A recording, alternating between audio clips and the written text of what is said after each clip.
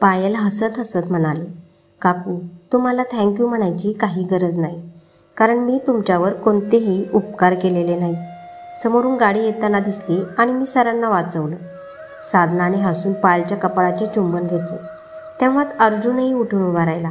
त्याने पायलच्या डोक्यावरून हात फिरवला आणि म्हणाला, बेटा, मी तुझे आभार मानणार नाही, कारण तू माझ्यासाठी जे काही केले आहेस त्यासाठी थँक्यू हा शब्द खूपच छोटा आहे. पण मी हे नक्की सांगेल की तुझे हे ऋण माझ्यावर उदार राहील. जर तुला आयुष्यात कधी माझी गरज पडली तर माझ्याकडे येण्यास अजिबात संकोच करू नको. माझ्या घराचे दरवाजे तुझ्यासाठी कायम उघडे आहेत. अंकल, माझ्या गरजा खूप छोट्या छोट्या आहेत, ज्या मी स्वतः सहज पूर्ण करू शकते, पण तरीही मी तुमचे हे बोल लक्षात ठेवेल. थँक्यू. पायल असे बोलताच अर्जुनने पायलच्या डोक्यावर प्रेमाने हात फिरवला आणि म्हणाला, तुझ्या बोलण्यावरून कळते की तुझ्या पालकांनी तुला खूप चांगले संस्कार दिले आहेत. माझ्याकडून त्यांना नमस्कार सांग. अंकल, मला आई वडील नाहीत, मी अनाथ आहे. पायलने असे सांगतात साधना आणि अर्जुनला खूप वाईट वाटले. ते एकमेकांची तोंड पाहू लागले. मग अर्जुनने विचारले, बेटा, तुला कुठे लागले तर नाही ना? हो पायल, तुला कुठे लागले तर नाही ना? आम्ही तुला दवाखान्यात घेऊन जाऊ का? साधना असे बोलताच पायल हसत म्हणाली, नाही आंटी, त्याची काही गरज नाही, मी एकदम ठीक आहे. मला कुठेही जखम झाली नाही. तेव्हा अर्जुनने विचारले, बेटा, मला कळू शकते का, जर तुझ्या या जगात कोणी नाही तर तू कुठे राहतेस? हो, ते साधना एवढंच बोलली होती. तेव्हा आरव तिथे आला आणि म्हणाला, माझ्यासोबत. आरवचा आवाज ऐकून सर्वजण त्याच्याकडे पाहू लागले. आरव अर्जुनकडे बघत पायलकडे आला. त्याने पायलचा हात धरला आणि तिला मागे वळवले आणि म्हणाला, पायल माझ्यासोबत माझ्या घरी राहते. अर्जुनने हसून पुन्हा पायलच्या डोक्यावर हात फिरवला आणि तिला आशीर्वाद देण्याचा प्रयत्न केला, पण आरवने त्यांचा हात धरला आणि रागाने म्हणाला, लांब मिस्टर शेखावत, लांब. कारण आज जर तुमच्यामुळे पायलला काही झालं असतं तर सर्व शेखावत साम्राज्य मी नष्ट केलं असतं. आरव, तुम्ही. पायल एवढे बोलली होती की आरवने तिच्याकडे रागाने पाहिले. पायल काहीच बोलू शकली नाही. आरव अर्जुन शेखावतकडे बघत पायलला म्हणाला, जा आणि गाडीत बस पायल, जा. पायल शांतपणे जाऊन गाडीत बसली. आरव अर्जुनच्या दिशेने 2 पावले चालत त्याच्याकडे रोखून पाहत म्हणाला, जेव्हा जेव्हा तुम्ही माझ्यासमोर येता तेव्हा मला तुमचा जीव घ्यावा असा वाटतो, पण मोठ्या आईमुळे माझे मन नेहमी बदलते. अर्जुन त्याला काहीतरी बोलणार होता तेवढ्या साधनाने त्याचा हात धरून त्याला काही न बोलण्याचा इशारा केला. आरव रागाने येऊन गाडीत बसला आणि निघून गेला. तो निघून जाताच अर्जुनने साधनाकडे रागाने बघितले आणि ड्रायव्हरला फोन केला आणि म्हणाला, जुहू बीचवर माझ्यासाठी एक गाडी पाठवा, आत्ता आणि या क्षणी. Yes sir. त्याच्या ड्रायव्हरने हे सांगताच अर्जुनने कॉल डिस्कनेक्ट केला आणि त्याच्या मॅनेजरला कॉल केला. मॅनेजरने कॉल घेताच अर्जुन म्हणाला, गुप्ता, काही वेळापूर्वी जुहू बीचवर एका वेगवान कारने माझा जीव घेण्याचा प्रयत्न केला. काय? पण सर, प्रोटेक्शनशिवाय घराबाहेर पडायची काय गरज होती? या शहरात तुमच्या शत्रूंची कमी नाही हे तुम्हाला चांगलंच माहीत आहे, गुप्ता काळजीने म्हणाली. अर्जुन रागाने ओरडला, या सगळ्यांची चर्चा नंतर करू. माझा जीव घेण्याचा प्रयत्न कुणी केला ते आधी शोधा. हो सर, मी आत्ता जाऊन पोलीस तक्रार करतो आणि आपल्या माणसांना शोधायला सांगतो की ती कोणाची गाडी होती. गुप्ता असे म्हणताच अर्जुन रागाने म्हणाला, एक नाही तर 2 गाड्या होत्या. कदाचित कोणीतरी माझा जीव घ्यायचा प्लॅन केला असावा. पहिली गाडी माझा जीव घेऊ शकली नाही तर दुसरीने प्रयत्न केला, पण एका मुलीने मला वाचवले. त्या लोकांनी त्या मुलीचाही जीव घ्यायचा प्रयत्न केला, पण आरवने तिला वाचवले. आरवने? गुप्ताने आश्चर्याने विचारले. अर्जुनने साधनाकडे बघितले आणि म्हणाला, हो, ती मुलगी जिने माझा जीव वाचवला, ती मुलगी आरवसोबत होती. गुप्ता विचारात घडून गेली. अर्जुन पुन्हा म्हणाला, गाडी पाठवा पटकन. हो. गुप्ता असे म्हणताच अर्जुनने कॉल डिस्कनेक्ट केला आणि साधनाला म्हणाला, साधना, इथे रस्त्यावर थांबणे धोक्याचे आहे. आपण समुद्र किनाऱ्यावर जाऊ. गर्दीत आपण सुरक्षित राहू. साधनाने घाबरून होकारार्थी मान हलवली. अर्जुनने साधनाचा हात धरला आणि तो बीचकडे निघाला. चालता चालता तो मनात म्हणाला, कदाचित साधना बरोबर होती. कोणीतरी तिसरा माणूस माझ्या आणि आरवच्या दुश्मनीचा फायदा घेऊन आम्हा दोघांना रस्त्यावरून दूर करू पाहत आहे. पण हे सगळं कोण करतंय? इकडे आरव रागाच्या भरात गाडी फास्ट चालवत होता. हे बघून पायल अस्वस्थ झाली. सर गाडी हळू चालवा, तुमच्या गाडीचा वेग खूप आहे, आपला अपघात होऊ शकतो, पायल म्हणाली. आरवने रागाने गाडीचा वेग आणखी वाढवला आणि म्हणाला, पायल तू इतके टेन्शन का घेत आहेस? तुला तर मज्जा येते ना अशा अपघातांना सामोरे जाण्यात. पायल त्याच्याकडे आश्चर्याने पाहू लागली. संजूच्या ब्युटिकमध्ये आरवने आपली कार थांबवली. पायलने गाडीतून बाहेर पाहिलं आणि मग आरवकडे बघत गाडीतून बाहेर आली. आरवही गाडीतून बाहेर आला तेव्हा गार्ड त्याच्याजवळ आला आणि म्हणाला, सर मला चावी द्या, मी गाडी पार्क करतो. आरवने त्याला चावी दिली आणि रागाने ब्युटिकच्या आत जाऊ लागला. पायलही त्याच्या मागे गेली आणि मनात म्हणाली, आम्ही अर्धा तास प्रवास करून इथे आलो आहोत आणि आरव सर माझ्याशी अजिबात बोलले नाही. मला समजत नाही की सरांच्या नाराजीचे कारण काय. मी अर्जुन सरांना वाचवले म्हणून की मी माझा जीव धोक्यात घातला म्हणून. हा सगळा विचार करत पायल ब्युटिकच्या आत आली. आरव आत येताच तो थेट संजूच्या केबिनमध्ये त्याला भेटायला गेला, पण संजू तिथे नव्हता. आरवने लगेच त्याला फोन केला. दुसऱ्या मजल्यावर आपल्या सगळ्या मॉडेलशी दुसऱ्या दिवशी होणाऱ्या फॅशन शोची चर्चा करणाऱ्या संजूला आरवचा कॉल येताच त्याने लगेच कॉल रिसीव्ह केला. तो आरवला काहीतरी बोलेल त्याआधीच आरव म्हणाला, मी तुझ्या केबिनमध्ये आहे, तू कुठे आहेस? आरव तू तिथे बसून कॉफी पी, मी येतोय 5 मिनिटात, संजू म्हणाला. आरवने एक दीर्घ श्वास घेतला आणि म्हणाला, ठीक आहे पण लवकर ये, माझ्याकडे जास्त वेळ नाही, मी फक्त 5 मिनिटात आलो. संजूने असे म्हणताच आरवने कॉल डिस्कनेक्ट केला आणि तिथे ठेवलेल्या खुर्चीवर बसून त्याची वाट पाहू लागला. ब्युटी पाहताच पायलचे डोळे विस्फारले. तिने इतकी सुंदर कपड्यांचे कलेक्शन याआधी कधीच पाहिले नाही. ती पुढे झाली आणि इव्हिनिंग गाऊनचे कलेक्शन पाहू लागली. गाऊनचे वेगवेगळे रंग आणि डिझाईन पाहून तिच्या चेहऱ्यावर एक हसू आले. तेव्हा आरवने संजूच्या केबिनमध्ये लावलेल्या वन वे मिररमधून पायलला पाहिले. तो उठून उभा राहिला आणि आरशाजवळ येऊन पायलकडे पाहू लागला. पायल सगळे गाऊन बघत पुढे सरकत होती. तेव्हा तिची नजर एका व्हाईट रंगाच्या सिंड्रेला गाऊनवर पडली. पायलने आजूबाजूला पाहिलं तर अनेक लोक ब्युटिकमधले कपडे पसंत करत होते. पायलने न हालता आजूबाजूला पाहिले आणि मग तिने हळूच गाऊन काढला आणि स्वतःवर लावून पाहिला. तो गाऊन पायलवर खूप सुंदर दिसत होता. स्वतःला आरशात पाहून तिचा चेहरा फुलासारखा फुलला. मग पायलने जेव्हा त्या गाऊनची किंमत पाहिली तेव्हा त्यावर लिहिलेली रक्कम पाहून तिचे डोळे मोठे झाले. 2 लाख! पायल जोरात ओरडली. तिच्या आवाजाने ब्युटिकमध्ये खरेदी करणारे सर्वजण आश्चर्याने तिच्याकडे पाहू लागले. जेव्हा पायलने लोकांचे चेहरे पाहिले तेव्हा ती घाबरली आणि गाऊन पुन्हा त्याच्या जागी ठेवला आणि शांतपणे आरशाजवळ उभी राहिली. वन वे मिररमुळे तिला आरव दिसत नव्हता. ती बडबडली, ही तर हद्दच झाली भोले बाबा, एका गाऊनची किंमत 2 लाख! असे काय आहे त्या गाऊनमध्ये? अरे हिरे मोती तर नाहीत, फक्त कपडा तर आहे आणि तीही पांढऱ्या रंगात, त्यात कोणता रंगही नाही. तेवढ्यात पायलची नजर एका सोनेरी रंगाच्या साडीवर पडली. ती त्या साडीजवळ धावत आली. तिने पुन्हा साडी काढली आणि स्वतःला लावून आरशात पाहू लागली. हाय, किती सुंदर साडी आहे, ही घातल्यावर तू सोनपरीसारखी दिसेल, असं म्हणत पायल स्वतःला आरशात बघत हसायला लागली. तिने आरशात त्या साडीची किंमत पाहिली. तिने ताबडतोब साडीची किंमत पाहिली तेव्हा तिचे तोंड उघडेच्या उघडेच राहिले. तिने लगेच साडी पुन्हा जागेवर ठेवली आणि पुन्हा कुरकुर केली. अरे देवा, ही साडी आहे की कुठल्या तरी राजाचा सोन्याचा मुकुट? सोन्यासारखा रंग असण्याची किंमत 3.5 लाख रुपये! पायल, आता तू कोणत्याही आउटफिटला हात लावू नको, नाहीतर बेशुद्ध पडशील. तुझा हा सूट सर्वोत्तम आहे, असे म्हणत पायल आरवला शोधू लागली.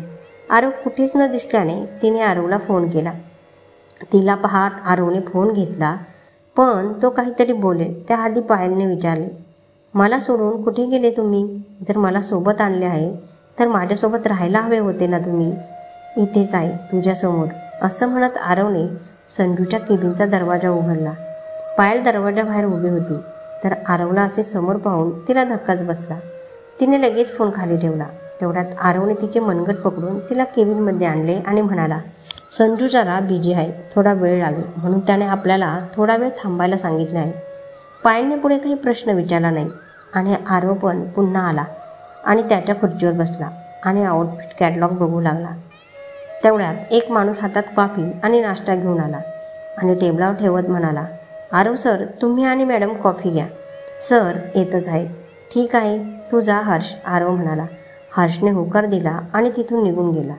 तो निघून जाताच पायल म्हणाली, सर, मी जवळपास 2 वर्षे मुंबईत आहे आणि मी आत्तापर्यंत अर्धी मुंबई देखील पाहिली आहे. मी इथे अनेक बाजारपेठा पाहिल्या आहेत जिथे स्वस्त, सुंदर, टिकाऊ आणि रंगीबेरंगी कपडे मिळतात. मी तिथूनच माझा हा सूटही विकत घेतला आहे ना सुंदर? पायलचा हा प्रश्न ऐकून आरवने लगेच नजर वर करून तिच्याकडे पाहिले आणि मंद हसायला लागला, पण काहीच बोलला नाही. तेवढ्यात पायल आली आणि आरवच्या शेजारच्या खुर्चीवर बसून म्हणाली, फक्त 1,000 रुपयाचा आहे, तुम्ही माझ्याबरोबर चला. आता तिथे माझी खूप ओळखही झाली आहे. मधू आणि मी तिथूनच आमचे सर्व कपडे खरेदी करतो. जर तुम्ही तिथून तुमच्या नाटकाचे सर्व कपडे विकत घेतले तर मी तुम्हाला डिस्काउंटही मिळवून देईन. तुमचे खूप सारे पैसे वाचतील. भोले बाबाची शपथ. यावेळी आरवने कोणतेही उत्तर दिले नाही. आरव न बोलल्याने पायल उदास झाली आणि म्हणाली, बघा सर, ती गाडी माझ्यासमोरून अर्जुन सरांकडे जात होती. मी त्यांना वाचवू शकते हे माहीत असूनही जर मी त्यांना वाचवले नसते तर मी कधीच स्वतःला नजर मिळवू शकले नसते. या क्षणी माझ्या नाटकापेक्षा तुझे स्वतःला नजर मिळवणेही महत्त्वाचे नाही पायल. आरव नजर वर करून पायलकडे बघत म्हणाला. त्याचे हे बोलणे पायलच्या हृदयाला बाणासारखे टोचले. ती रागाने म्हणाली, माझ्यासाठी माझे स्वतःला नजर मिळवणं माझ्या अस्तित्वापेक्षा जास्त महत्त्वाचं आहे सर. म्हणूनच मी असं काहीही करणार नाही ज्यामुळे मी स्वतःला नजर मिळवू शकत नाही आणि माझ्यासाठी माझ्या नाटकापेक्षा काहीही महत्त्वाचे नाही. आरव ओरडत उभा राहिला. तो इतक्या मोठ्या आवाजात बोलला की त्याचा मोठा आवाज ऐकून पायल घाबरली. आरव रागाने तिचे दोन्ही हात धरून म्हणाला, त्यामुळे भविष्यात तुझा जीव धोक्यात घालू नकोस. जोपर्यंत माझे नाटक लाईव्ह येत नाही त्यानंतर तू तुझ्या मनाला पाहिजे ते करू शकते. मी येणार नाही ना तुला अडवायला ना तुला वाचवायला, कारण आपली साथ फक्त माझ्या नाटकापर्यंत आहे. त्यानंतर तू तुझ्या वाटेने जा आणि मी माझ्या वाटेला जातो, समजले का? असे म्हणत आरवने पायलला झटक्यात लांब केले आणि तिथून निघून गेला. पायल भूत बनून आश्चर्याने त्याला जाताना पाहत होती. आरव रागाने ब्युटिकच्या बाहेर आला. त्याने रस्त्यावर पडलेल्या दगडाला आपल्या बुटाने जोरात लाथ मारली आणि तो तिथेच एका बाकावर बसला. तो क्षण त्याच्या मनात पुन्हा पुन्हा येत होता जेव्हा तो गाडीवाला पायलला धडकणार होता. पायल त्याला वाचवताना समुद्रात पडून पाण्यात हरवली होती तेही त्याला आठवलं. दोन्ही हातांनी त्याचे केस धरून तो म्हणाला, पायल माझ्या नाटकाची फक्त नायिका आहे. आमच्यात मैत्रीशिवाय दुसरं काही नाही. मग का मला तिला गमावण्याची भीती वाटत आहे? का ती निघून गेल्यावर माझे डोळे तिला शोधू लागतात? का तिची शांतता मला अशा निर्जन ठिकाणी का घेऊन जाते जिथे मला दूर दूर कोणीही दिसत नाही आणि काही ऐकूही येत नाही? तिची नाराजगी का मला इतका त्रास देत आहे? मी पायलच्या प्रेमात तर पडलो नाही ना? नाही आरव, असं होऊ शकत नाही. तुझ्या आयुष्यात प्रेमासारख्या भावनांना स्थान असू शकत नाही. ही फक्त मैत्री आहे. या मैत्रीमुळे तू पायलची काळजी करू लागला आहे, बाकी काही नाही. इथे पायल पुतळ्यासारखे उभे राहून काही वेळापूर्वी जे काही झालं त्याचा विचार करत होती. मग अचानक तिच्या डोळ्यात अश्रू वाहू लागले. तिने आपले अश्रू पुसले आणि हसण्याचा प्रयत्न केला. मग संजू घाईत आत आला आणि म्हणाला, आय एम सॉरी आरव. तो असे बोलताच त्याने समोर पाहिलं तर त्याला आरव नाही तर पायल दिसली. तिला पाहताच त्याच्या चेहऱ्यावर हसू उमटले. तो पुढे आला आणि पायलला म्हणाला, हाय पायल, तुला इथे पाहून मला खूप आनंद झाला. पण आरव कुठे आहे? आत्ताच बाहेर गेले. पायल हसायचा प्रयत्न करत म्हणाली. संजू बाहेर बघत म्हणाला, काही हरकत नाही, तू चल माझ्यासोबत. मी तुझे मेजरमेंट घेऊन तुला काही वेळात फ्री करतो जेणेकरून तू आरवची मीटिंग मिस होऊ नये. तसे मी तुला आरेतुरे बोलू शकतो ना? हो, आणि पायलसुद्धा. पायलने असे बोलल्यावर संजूचे हसू आणखी वाढले. संजूसुद्धा लगेच म्हणाला, आणि आजपासून तू पण मला संजू सर नाही तर फक्त संजू म्हणशील, ठीक आहे? पायलने हळूच मान हलवली. संजूने पायलला हात दाखवून सोबत येण्याचा इशारा केला. पायल त्याच्यासोबत जाऊ लागली. ती संजूबरोबर पुढे जाताना म्हणाली, भोले बाबा, जर संजू सरांनी माझं मेजरमेंट घेतले तर आरव सरांना ते चांगले वाटणार नाही. ते आधीच खूप नाराज आहेत. त्यांची नाराजगी आणखी वाढेल. तसे पायल, तुला हे ते पाहिल्यानंतर माझ्या मनात एक विचार आला. की उद्या होणाऱ्या माझ्या फॅशन शोची तुला मेन मॉडेल का बनवू नये? संजू पायलकडे बघत म्हणाला. पायल हसली आणि म्हणाली, तुमचा हा विचारच राहू द्या, कारण मला तुमच्या जगात येण्याची ना कोणती इच्छा आहे ना रस. मला फक्त कसे तरी आरव सरांचे हे नाटक पूर्ण करायचे आहे, जेणेकरून मी माझ्या छोट्याशा जगात परत जाऊ शकेन. आरवचे नाटक लाईव्ह झाल्यानंतर तुझी इच्छा असली तरी तू कधीच तुझ्या जगात परत जाऊ शकणार नाहीस पायल.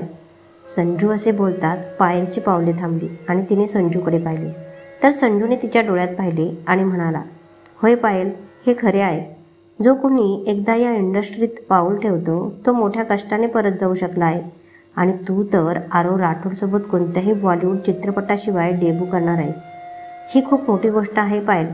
थिएटरच्या दुनियेतून येणारे स्टार्स या इंडस्ट्रीत स्वतःचे एक वेगळे स्थान निर्माण करतात आणि तू तर आरवची नायिका म्हणून ओळखली जाणार आहेस.